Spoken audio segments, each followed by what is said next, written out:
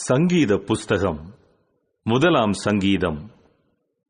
துன்மார்க்கருடைய ஆலோசனையில் நடவாமலும் பாவிகளுடைய வழியில் நில்லாமலும் பரியாசக்காரர் உட்காரும் இடத்தில் உட்காராமலும் கர்த்தருடைய வேதத்தில் பிரியமாயிருந்து இரவும் பகலும் அவருடைய வேதத்தில் தியானமாயிருக்கிற மனுஷன் பாக்கியவான்.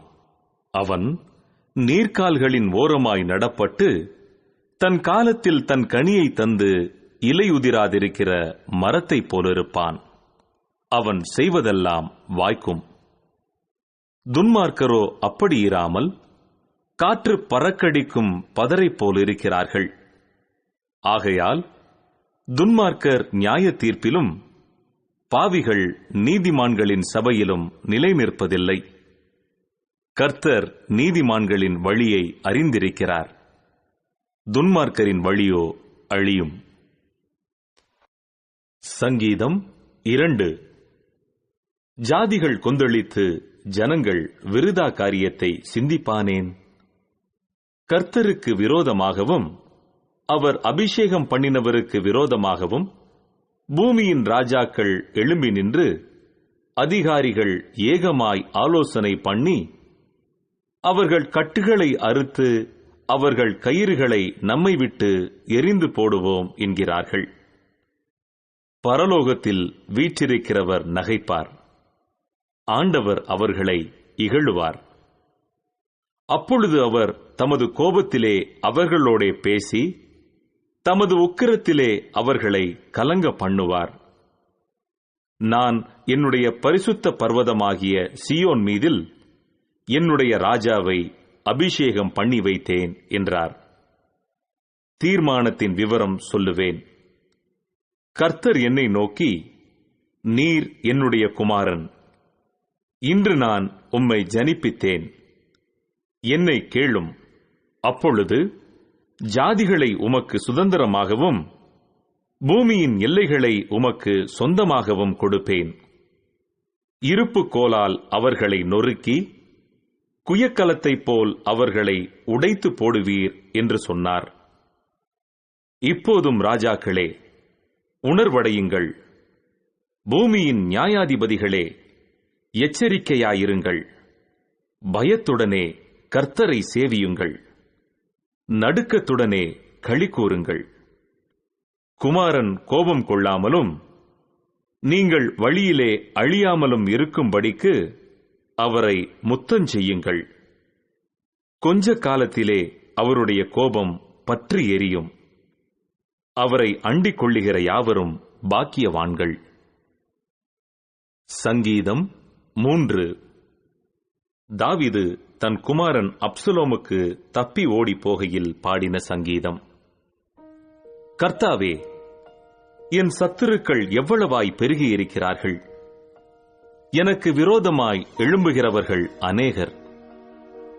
தேவனிடத்தில் அவனுக்கு ரட்சிப்பு இல்லை என்று என் ஆத்துமாவை குறித்து சொல்லுகிறவர்கள் அநேகராயிருக்கிறார்கள். ஆனாலும் கர்த்தாவே, நீர் என் கேடகமும் என் மகிமையும் என் தலையை உயர்த்துகிறவருமாயிருக்கிறீர். நான் கர்த்தரை நோக்கி சத்தமிட்டு கூப்பிட்டேன். அவர் தமது பரிசுத்த பர்வதத்திலிருந்து எனக்கு செவி கொடுத்தார். நான் படுத்து நித்திரை செய்தேன், விழித்துக் கொண்டேன். கர்த்தர் என்னை தாங்குகிறார். எனக்கு விரோதமாக சுற்றிலும் படையெடுத்து வருகிற 10,000 பேருக்கும் நான் பயப்படேன். கர்த்தாவே, எழுந்தருளும். என் தேவனே, என்னை ரட்சியும். நீர் என் பகைஞர் எல்லாரையும் தாடையிலே அடித்து துன்மார்க்கருடைய பற்களை தகர்த்து போட்டீர். ரட்சிப்பு கர்த்தருடையது. தேவரீருடைய ஆசீர்வாதம் உம்முடைய ஜனத்தின் மேல் இருப்பதாக. சங்கீதம் 4. நெகினோத் என்னும் வாத்தியத்தில் வாசிக்க ராகத் தலைவனுக்கு ஒப்புவிக்கப்பட்ட தாவீதின் சங்கீதம். என் நீதியின் தேவனே, நான் கூப்பிடுகையில் எனக்கு செவிகொடும். நெருக்கத்திலிருந்த எனக்கு விசாலம் உண்டாக்கினீர். எனக்கு இறங்கி என் விண்ணப்பத்தை கேட்டருளும்.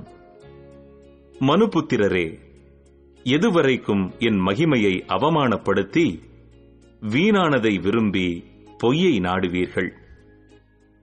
பக்தியுள்ளவனை கர்த்தர் தமக்காக தெரிந்து கொண்டார் என்று அறியுங்கள்.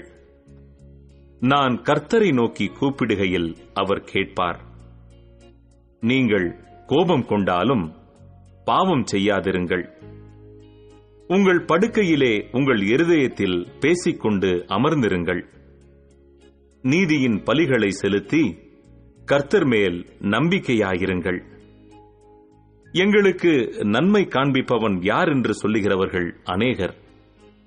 கர்த்தாவே, உம்முடைய முகத்தின் ஒளியை எங்கள் மேல் பிரகாசிக்க பண்ணும்.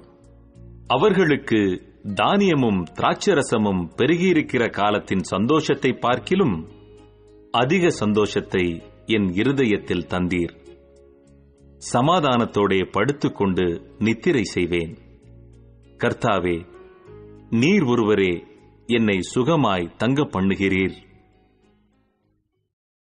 சங்கீதம் 5.